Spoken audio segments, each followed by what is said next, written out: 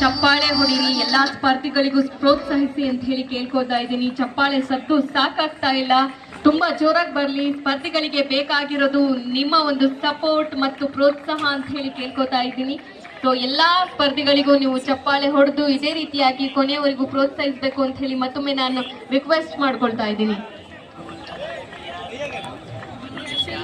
S, Gunjur kho kho club 44ನೇ ರಾಷ್ಟ್ರ ಮಟ್ಟದ junior ಬಾಲಕ ಮತ್ತು ಬಾಲಕಿಯರ ಖೋಖೋ ಚಾಂಪಿಯನ್ಶಿಪ್ 2025 ಮತ್ತು